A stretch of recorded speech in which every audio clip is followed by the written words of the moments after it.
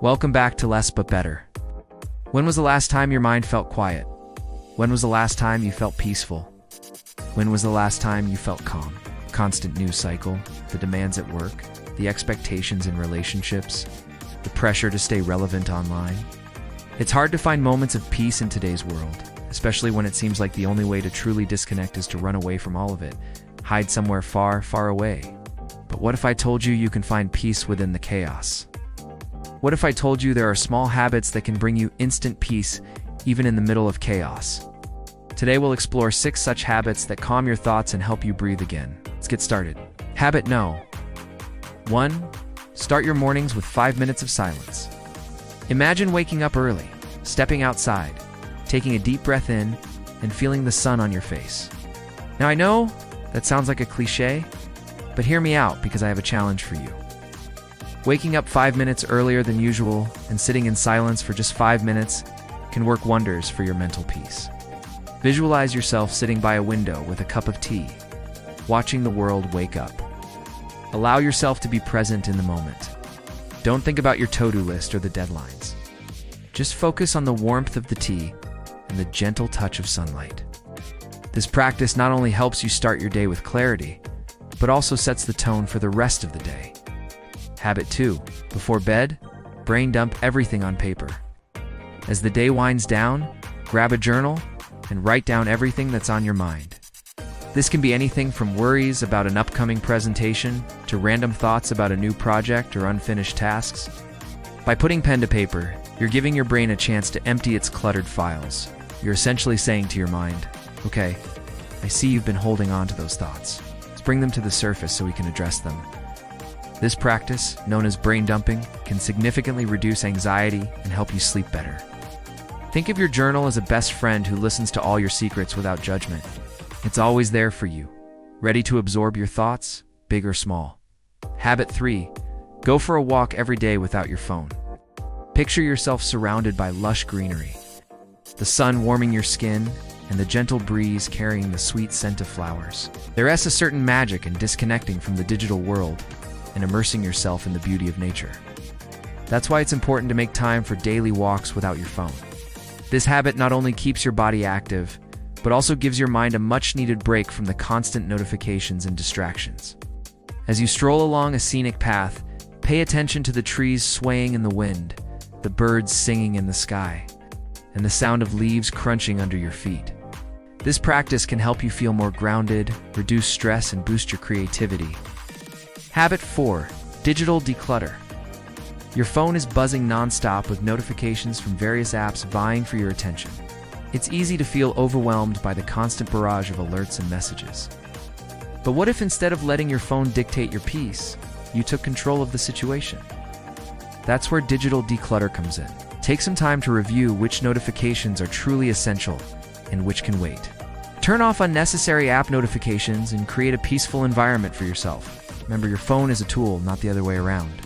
Habit 5. Focused breathing. Close your eyes for a moment. Take a deep breath in and let it fill your lungs completely. Now, slowly breathe out, feeling all your tension and stress melt away with each exhale. This simple act of focused breathing can bring you instant calm in moments of anxiety.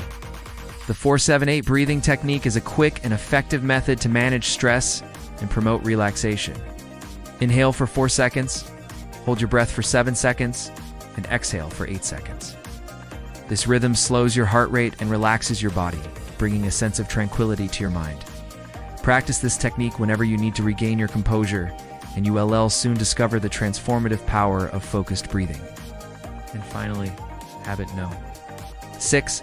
Have one screen-free hour every day. Imagine spending an hour each day without the blue light of screens staring back at you. This might sound like a lot, but it's not as hard as you think. Pick an hour, any hour, and dedicate it to activities that don't involve screens. This could be reading a book, playing a board game with friends, or simply enjoying a conversation with someone special. Even an hour of screen-free time can do wonders for your mental well-being, helping you disconnect from the digital world and reconnect with what truly matters. Now, these habits may seem simple, but like small seeds, they hold the potential for immense growth. Just as a seed needs sunlight, water, and care to blossom into a strong plant, These habits need consistent attention and practice to yield their full benefits. But the harvest you reap will be worth every effort. Imagine waking up every day feeling energized and ready to tackle the day with a clear mind. Picture yourself drifting off to sleep with ease, your thoughts settled and your dreams filled with tranquility. So my friends, as we come to the end of this journey, I challenge you to start small. Pick one habit that resonates with you the most and commit to it for the next week. Give it your full attention, embrace the process, and allow it to become a natural part of your routine. And after a week, reflect on how it has impacted your life. Has it brought more calmness to your days? Has it helped you focus better on your tasks? Has it improved your sleep? Your experiences will serve as the first chapters in your story of transformation. If you found these habits helpful, I invite you to join our growing community. Subscribe to our channel and stay tuned for more videos that will guide you on your journey towards a calmer, more focused life. Remember, you deserve a life filled with peace and tranquility. It's within your reach. So keep nurturing those small habits, watch them grow, and soon enough, you'll find yourself living a life that's less stressful and more fulfilling. Before we part ways, I want to leave you with a quote that has always resonated with me. Every moment has the potential to be a good moment. It's up to you to make it so. Embrace the power you hold within you to shape your experiences, to transform challenges into opportunities for growth, and to create a life that you're excited to live. Thank you for joining me on this episode of Less But Better. If you found this video helpful, please hit the like button and share it with others who may benefit from these habits. We value your support and look forward to seeing you in the next video. Till then, take care and remember to prioritize your mental well-being. This is the 2-minute rule. It's a simple little trick that can help you stop procrastinating instantly. And by instantly, I mean within 2 minutes. So if you have something that you need to get done today, this could be the solution for you. Let me explain. I was reading this book called The 5 Love Languages, and it talks about how we all have our own love languages. What that means is that we all express love in different ways. For instance, one of my love languages is quality time. So if somebody wants to spend some quality time with me, they might play a board game with me or watch a movie together. That's their way of showing me that they love me. But if you were to ask me what my love language is, I would say physical touch. If someone hugs me or gives me a massage, that shows me that they care about me. But if you were to do those same things with someone whose love language is quality time, it probably wouldn't have the same effect. They wouldn't feel the same level of love. Why am I bringing this up? Well, because procrastination is kind of like a love language. We all procrastinate in our own little ways. For instance, let's say you're not really feeling like cleaning the toilet.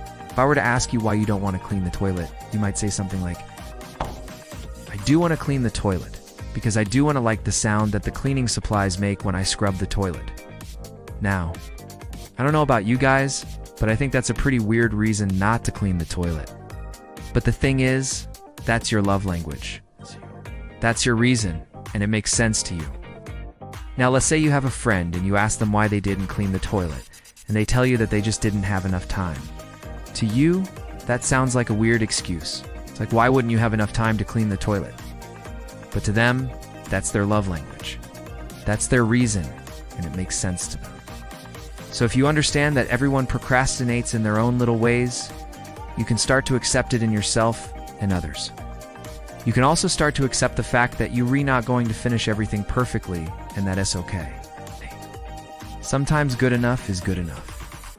Now, I know that doesn't really solve the problem of getting things done. If anything, it just makes it worse because now you're telling yourself it's okay to procrastinate. No. But that's not what I'm saying at all. What I'm saying is that sometimes we have to force ourselves to overcome procrastination. Sometimes we have to start doing the thing that we do and want to do, even though we really, really want to procrastinate. And that's where the 2-minute rule comes in. It's actually pretty simple. Anytime you want to procrastinate, anytime you want to put off doing something, you give yourself 2 minutes to do the thing that you don't want to do. After those 2 minutes are up, you can go back to procrastinating. But the nice thing is that after 2 minutes of doing the thing that you do and want to do, it usually becomes easier to keep going. You usually don't want to stop after only 2 minutes. Let me give you an example. Let's say you have to write a paper for school and you're really dreading it. Instead of putting it off for another day, you set a timer for 2 minutes and you start writing the paper. You might suck at writing the paper at first, but after those 2 minutes are up, you'll probably find that you don't want to stop. You'll probably want to keep going. And that's exactly what happens. You see, when we procrastinate, we usually feel guilty. We know that we should be doing the thing that we're putting off, but we're choosing not to do it. And that guilt can motivate us to do the thing that we're putting off. It can make it easier to overcome the inertia of procrastination. For instance, let's say you're writing a paper and you've been putting it off for days, weeks, maybe even months. The thought of writing the paper is so overwhelming that you just and bring yourself to do it. But if you give yourself just 2 minutes to write the paper, you'll probably find that once you start writing, you won't want to stop. The guilt of having wasted 2 minutes of your day not doing anything productive will motivate you to keep going. And even if you don't finish the paper after those 2 minutes are up, you've still accomplished something that day. You wrote at least one paragraph. That being said, there are certain things that are more difficult to get started than others. Sometimes you have to trick yourself into doing the thing that you're procrastinating on. For instance, if you're not feeling motivated to work out, you might have to trick yourself into working out. Maybe you tell yourself that you're only going to work out for 2 minutes. But once you start working out, you'll probably find that you don't want to stop. The guilt of having wasted 2 minutes of your day being lazy will motivate you to keep going. Of course, this doesn't work 100% of the time. There are some times where you really do just have to stop after 2 minutes. But most of the time, if you can trick yourself into doing the thing that you're procrastinating on for just 2 minutes, you'll find that it's much easier to keep going. But this rule isn't just for getting things done. It can also be used for things that you want to do, but you're struggling to find the time to do. For instance, let's say you want to read more, but you're struggling to find the time to read. Instead of telling yourself that you're going to read for 30 minutes straight, you can use the 2-minute rule and just give yourself 2 minutes to read. After those 2 minutes are up, you can go back to whatever you were doing before. But most of the time, once you start reading, you won't want to stop. You'll probably want to keep going. And that's exactly what happens. You see, when we procrastinate, we usually feel guilty. We know that we should be doing the thing that we're putting off, but we're choosing not to do it. And that guilt can motivate us to do the thing that we're putting off. It can make it easier to overcome the inertia of procrastination. For instance, let's say you're writing a paper and you've been putting it off for days, weeks, maybe even months. The thought of writing the paper is so overwhelming that you just and bring yourself to do it. But if you give yourself just 2 minutes to write the paper, you'll probably find that once you start writing, you won't want to stop. The guilt of having wasted 2 minutes of your day not doing anything productive will motivate you to keep going. And even if you don't finish the paper after those 2 minutes are up, you still accomplished something that day. You wrote at least one paragraph. So next time you're struggling to get motivated, try the 2-minute rule. Give yourself 2 minutes to do the thing that you're procrastinating on, and then go back to procrastinating. You might be surprised at how much you accomplish. All right, that's it for me. If you liked this video, please hit the like button below and subscribe for more content. Thanks for watching, and I'll see you next time.